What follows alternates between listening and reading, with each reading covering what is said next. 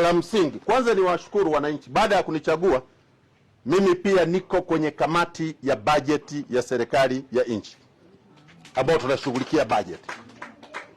Moja ya maelekezo tuliyoyatoa katika kipindi hiki na ambayo serikali imeyatoa kila mahali ni kuhakikisha kwamba mwananchi asibuguziwe katika shughuli zake anazozitafutia riziki, lakini aelimishwe, aambiwe wajibu wake, na mkae mezani mshughulikie kutatua kero zote. Nimesikitika kidogo kitendo cha kuwafungia wananchi biashara zao, ni kinyume na maelekezo ya serikali.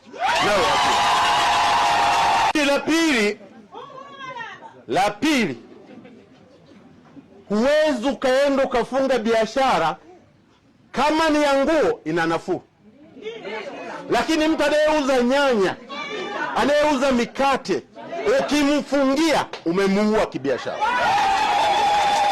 Sasa hii haijakaa sawa, haijakaa sawa.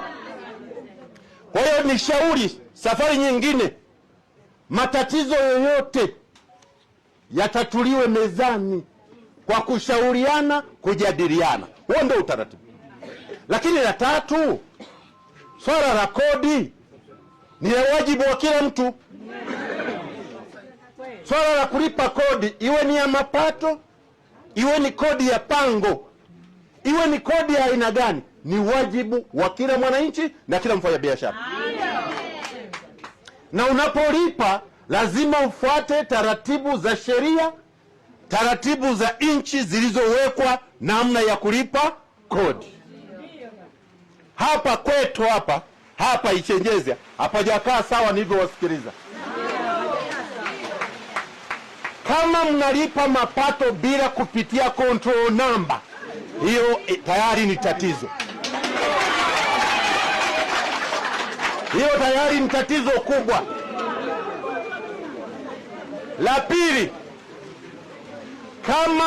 kama wananchi hamna mikataba, kama hakuna mikataba mlio saini kwamba mtakuwa mnalipa kodi hivi, mnafanya hivi, ukija kunidai ni kinyume na sheria.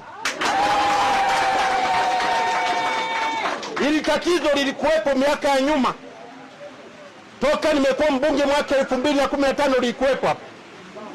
Mara ya mwisho tuliongea mimi nikiwa Dodoma na mwenyekiti wa halmashauri na diwani, wakaja hapa, ndio tukakubaliana baada ya kodi kupanda, mnakumbuka? Ndio tukakubaliana hizo 15,000 na 1000 ngapi? 10. Sasa mimi nilitarajia, mimi nilichokuwa nakijua, mimi sio mtendaji, mimi ni mwakilishi wa wananchi. Nilijua baada ya pale sasa mmesaini mikataba ya namna ya kulipa. Sasa kama hiyo mikataba hamkusaini ya namna ya kulipa, hiyo hayo makubaliano yalikuwa ya namna gani?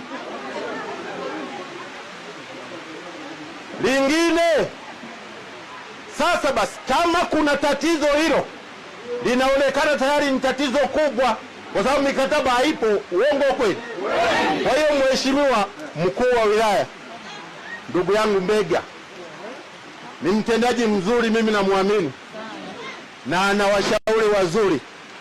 Msiseme atalishwa matangapori, hapana, atashauriwa vizuri. Nachokiona mimi kwa leo, nachokiona mimi, kama nitawakosea wananchi mnisamehe, nachokiona mimi kwa leo, tunatakiwa biashara zetu zote zifunguliwe kwanza. Hilo la kwanza.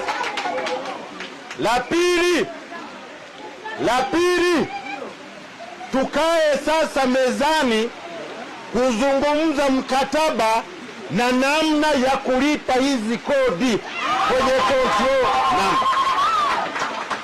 Hayo yakikaa vizuri, yoyote atakayekiuka hayo atakuwa amekiuka taratibu na sheria za nchi, kwa sababu leo kama hakuna mkataba unaniambia deni la mwaka 2021 hilo liko wapi?